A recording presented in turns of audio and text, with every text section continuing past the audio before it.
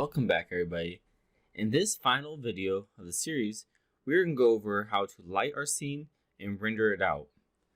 So this isn't going to be a very deep dive, but rather just kind of just scratching the surface. So what we're going to do here is I want to start off by using a different menu here. And the menu we're going to use is called rendering. So if you look at the top here, you'll see all these different menus. I'm going to go to my rendering menu. And now you see a few different things in your render menu. You'll see your, over here is kind of your view of what will be the camera, and here's more or less your modeling view. And then here's a window for you to use your node editor if you want. So what we're going to do is we're going to start by making a camera. So I'm just going to go ahead and add, and we'll add a camera. And so this camera, I'm going to actually take it outside here. So there you go. So there's my camera. And actually what I'm going to do now is I want to view this from my camera. So what I can do here is I'm going to hover on the top or left-hand corner here. And I want to go to view camera. So I hold V and then I go to view camera. And now wherever I move this, I'm just moving it with my typical scroll wheel, or you can also move around with your Alt buttons. So your Alt left will do is rotate, your Alt middle will pan it, and then your Alt right will allow you to zoom in and out. So I'm going to find an angle I like. So maybe something like this. I want to make sure I frame I want the whole entire thing in there. And so you'll see there's a darker gray and then lighter gray box. And you'll see everything inside that lighter gray. Anything that's outside towards the darker gray will not be rendered. So this is your rendering window right here. Okay, so right now, it looks like it's all gray, but actually you do have textures on there. So I'm going to go ahead and turn on my viewport shading. And here's what it will look like, roughly, what it should look like in the end. I'm not a really big fan of this dark gray, or this gray background here. So I'm actually going to go in. There's a few ways you can do this. The first way you can do it is you can select your camera. I'm going to open the camera here, and I can actually go to my, let's see, where is it? Okay, so with my camera selected, I'm going to go into my world properties here. And this is going to allow me to do a few things. One, I can change my background.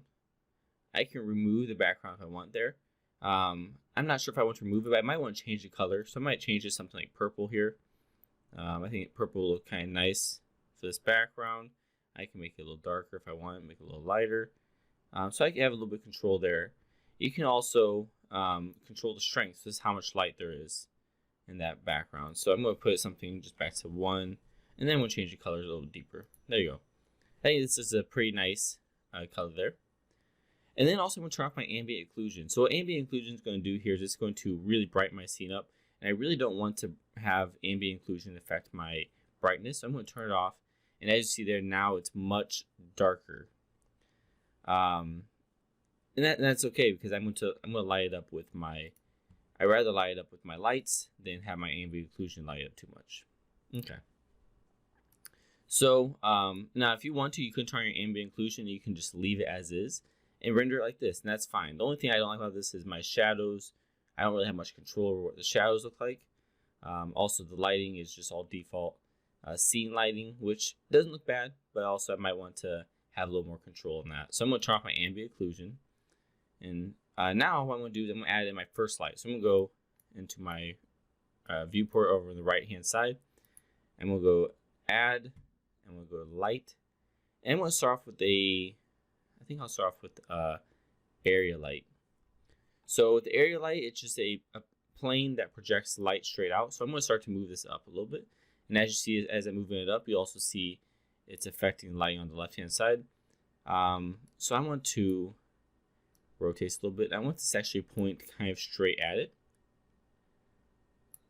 Like so. I think it's pretty good. Also, I might go on top view. I kind of want it to point a little bit of an angle. Oops, let's go and rotate that a little bit there. And then as you see, there's a white line that shows me the path, and I want the path to make sure that it's going through the piano. And as it is right now, that looks pretty good. Okay. So this light is fairly, it's fairly, kind of dim.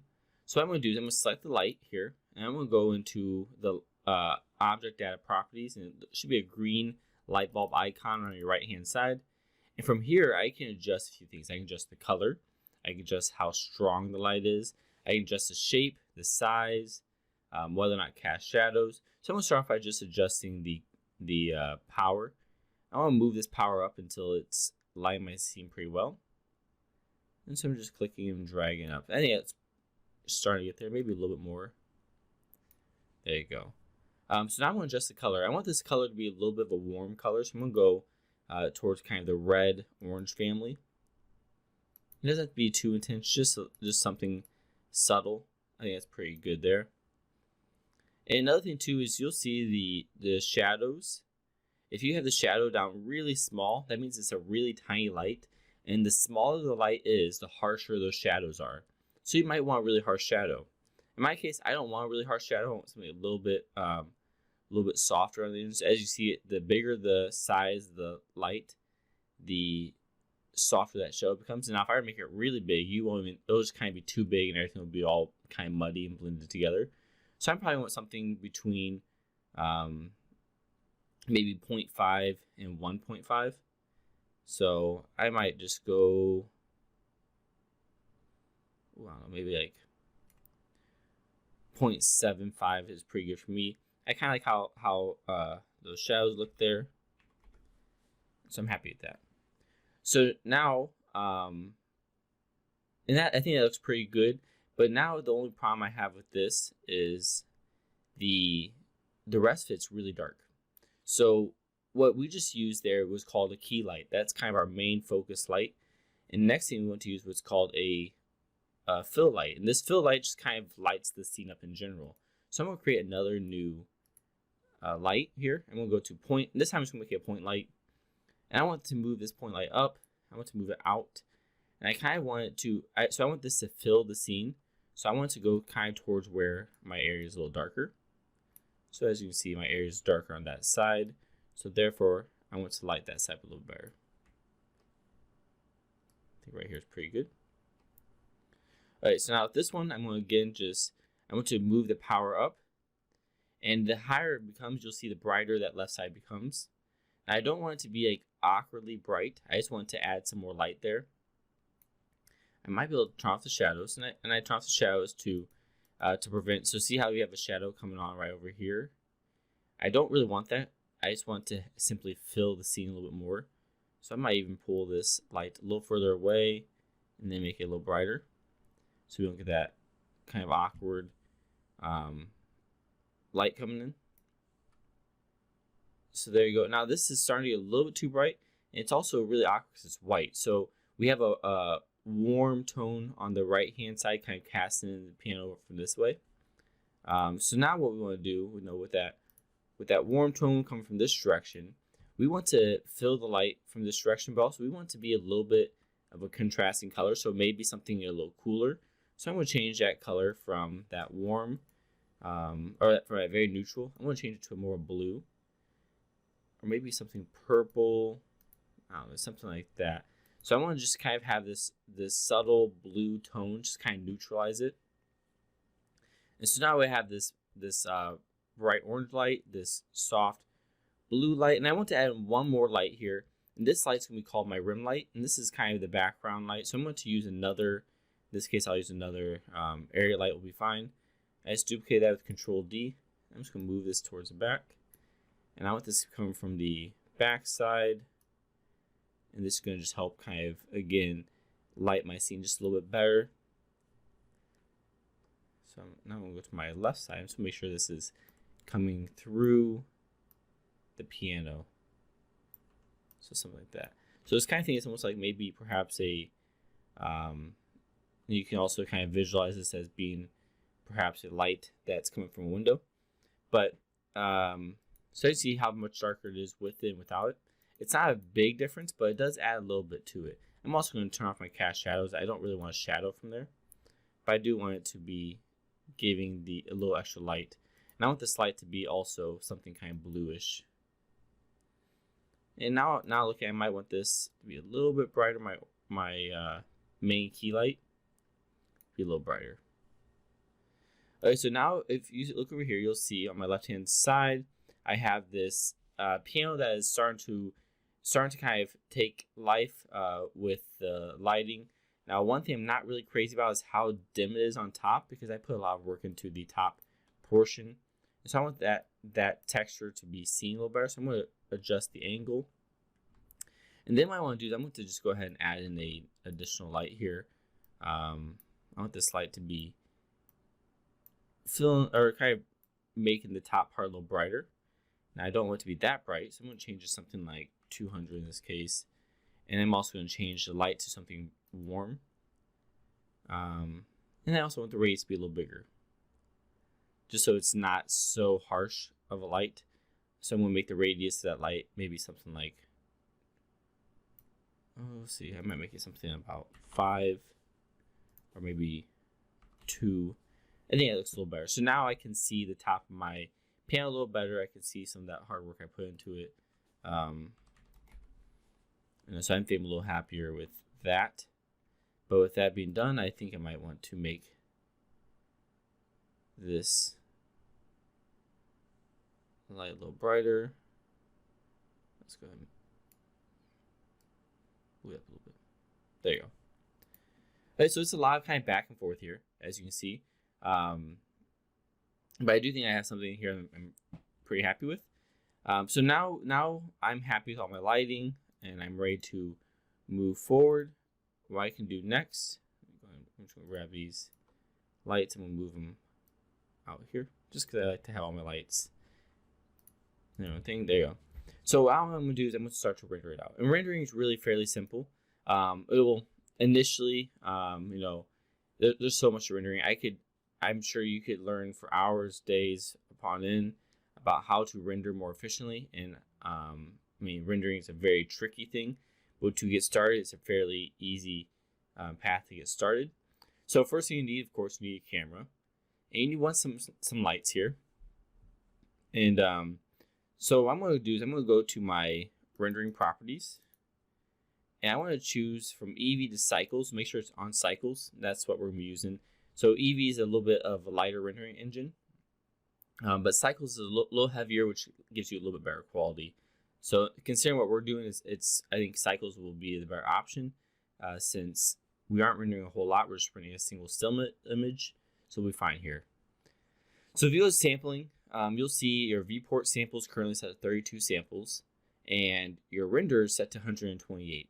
That's fine. If you want to move it up to something like 256, you can do it too. The more samples, the longer it's going to take, but also the higher quality your image will be, the less graininess it'll have, the better the lights will look.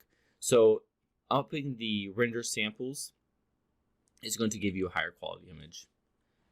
Okay, so we aren't going to go into this other stuff right now. I think that's a little bit bigger picture. So then here I'm going to go down to output properties, and this is where I get to specify how large I want my output to be, what type of file type I want it to be. So here for resolution, I'm just going to keep it at 1024 by 1024, 100%. You can, so that's why mine's a square right now. Now, if you want to be something like, maybe 2000 by 1000, if you have like a rectangle shape you want, you can change it to wherever you want it to be. We aren't going to be doing any animation for this particular project, so I'm not even going to worry about the frame start, frame end, or step. And now the next part is the output. And so I want to choose where I want this to go. So I'm just going to go ahead and choose my piano, and I can now, not here. So I hit the output folder. I chose my piano, and I'm just going to call this something like piano demo render. Now I want to specify Splendor. Okay, so I'm just going to now hit accept, and now you'll see it changes where it's going to. And then I can also change the output file format. So I want it to be a TIFF, JPEG, PNG, whatever you want. I'm going to leave it at PNG. I'm pretty content with that. And really, that's everything that we need for this particular project. So now we just need to render it out. And for that, I'm going to go up to my top here where it says render. I'm going to go to render image. And let me go ahead and move this down. So it's going to take a few moments to render it. It's going to render it, kind of a square at a time. So just give it a moment. This shouldn't take, I do have to render iterations to about 250. So it'll take a little longer, but the lower the render iterations you have set, the faster it will be. But really, this should look fairly similar to your viewport preview you had. It'll just probably have a little bit better quality as far as less graininess. The lights might look a little bit more, or the shading might look a little better. The shadows will probably be a little more smooth versus your viewport render. So, so what I'm going to do is I'm going to just render this one. And then once I'm finished rendering that, I'm going to decide whether I'm happy with it. And if I'm not, I can just close it out and make some tweaks I want to make. But if I am content with what I have, I can save it, and I'll show you how to do that in just a moment. Okay, so this is all rendered out. I think that it ended up being pretty good. I'm pretty happy with it. It took about a minute and a half to render in this case. So I'm going to, assuming that I'm happy with what I got here, I can go to Image, Save As, and then I'm just going to go ahead and save it wherever I want to put it. So in this case, I'm just going to again put under Piano, and Piano Demo Render Blender. That's a mouthful. So and I can specify any of the file formats. So I'm just going to save it as is. And so now, with that being done, I can open it up, and here is my final render. Now I can take this render into Photoshop perhaps if I want to do that, and I can make some tweaks to it. So if I want to perhaps do a little bit of editing in Photoshop, I can make those edits there. But really, that's kind of the straightforward, really brief overview on lighting and rendering. So I really do hope that you explore with it a little bit. There are a lot of really cool things to do with lighting and rendering. And Blender is getting even better.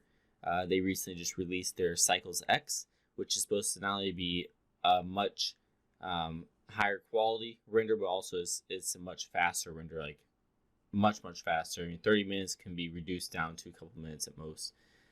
So I recommend trying that out, and really just kind of exploring the different light types and giving that a shot. But anyways, that concludes this lecture and this whole entire tutorial. So I really do hope that you enjoyed designing this piano. Hopefully you got a little bit of extra knowledge as far as the texturing style that I had created this piano in, being the hand painted textures. So if you do have any questions, please just let me know. I'd be happy to see what you guys make, and be happy to help out if you guys need help. So thanks.